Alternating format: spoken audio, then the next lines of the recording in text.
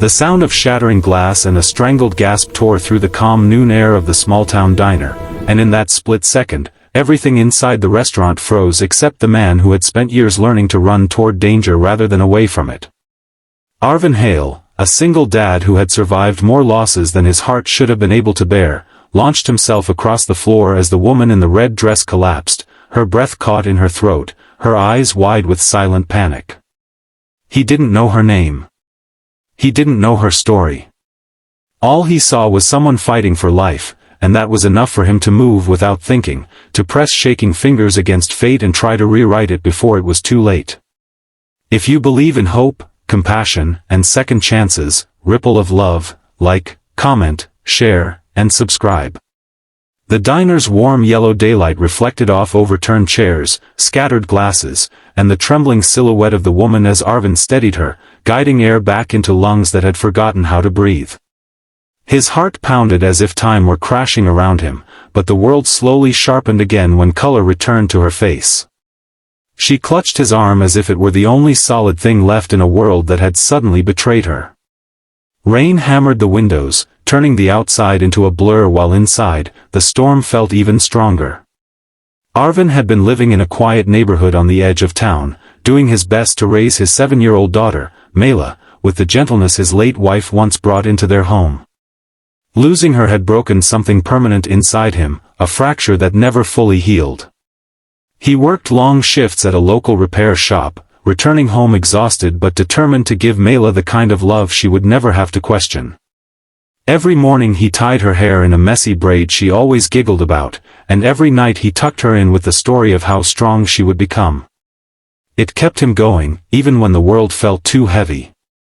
The woman he saved that day introduced herself later as Sarah Winters, her voice steady but her eyes reflecting something fragile, a kind of loneliness hidden behind confidence.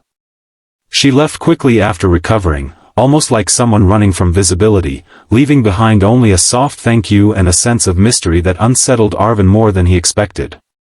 He didn't think much of it afterward. Life had always been a sequence of strange intersections for him, and he didn't expect anything more to come from this one. But fate had a different plan. 3 days later, sunlight poured over Arvin's front yard where Mela was drawing on the pavement with chalk. The world felt peaceful, the kind of peace that usually comes right before something unexpected changes the direction of a life forever. It was then that the deep hum of an engine echoed through the otherwise quiet street, and a long, sleek black limousine rolled to a stop in front of his old, weather-stained porch. The air felt heavier, the kind that hinted at a turning point, and for a moment Arvin feared something had gone terribly wrong.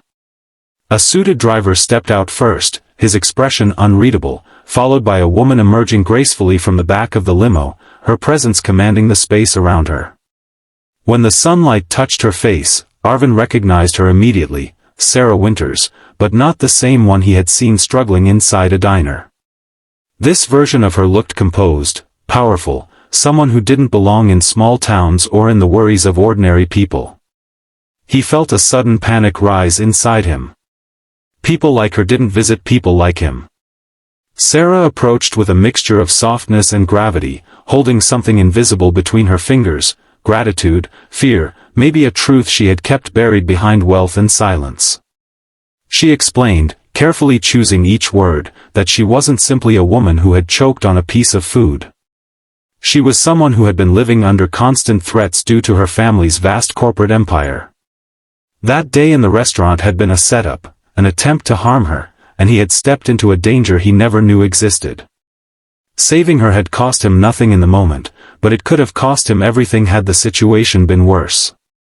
Arvin felt the distant echo of loss again, the fear of Mela being left alone repeating in his chest.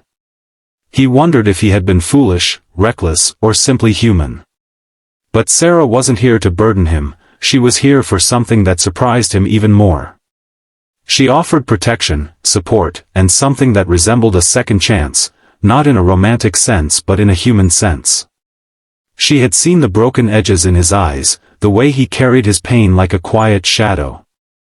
She had learned about him, not from investigators or files, but from the way he held his daughter when he thought no one was watching outside his house. As the days passed, Sarah became an unexpected presence in both Arvin's and Mela's lives. She visited not with extravagance but with warmth, arriving in simple clothes rather than expensive gowns, often sitting on the grass with Mela or sharing tea on the porch while Arvin fixed an old chair or mended the fence. She wasn't running from her world, nor was she trying to escape into his. She was simply trying to understand the feeling of being safe without conditions, something she had never truly felt before. Arvin found himself confronting the memories he had locked away, the accident that took his wife, the nights he cried quietly in the hallway so Mela wouldn't hear, the constant fear of failing as a father. Sarah, in return, opened up about a life lived in the shadow of power, where every friendship came with motives and every smile had teeth behind it. They were two different universes, stitched together by one unexpected moment that refused to fade. Life tested Arvin again 1 week later. A strange car parked across the street for hours, and shadows seemed to follow Sarah when she walked home. The reality of the world she carried threatened to spill into his, and for the first time, he questioned whether letting her into their life was a mistake. But then he saw how Mela ran to her with drawings, how Sarah knelt down to her height every time, how she never used her influence to change their home but allowed their simple kindness to soften her guarded heart. Arvin realized that danger was everywhere in every form: grief, loneliness, fear. Having someone to face it with made the risk feel smaller. Before the final emotional closing, please comment and tell what touched your heart most about this story.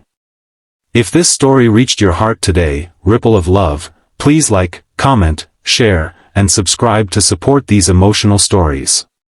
Sarah eventually brought the truth of her situation into the open, working to dismantle the corruption her family business had hidden for decades. And through each difficult decision, she found strength not in power but in people like Arvin who showed her what humanity looked like without conditions. Arvin didn't become wealthy. He didn't rise into her world. Instead, she stepped into his more often, choosing peace over prestige, warmth over walls. Their lives intertwined not through romance but through a deep, soul-level understanding of what it means to be broken and rebuilt through compassion. In the end, the black limo outside his small house became a symbol not of fear but of the unexpected ways life brings healing. It didn't matter how different their worlds were, what mattered was the invisible thread that connected two wounded souls learning to breathe again. Arvin finally allowed himself to believe that hope was not a distant thing reserved for others. It was already at his doorstep, sitting on the porch, smiling softly at the daughter who had kept him alive long enough to find it.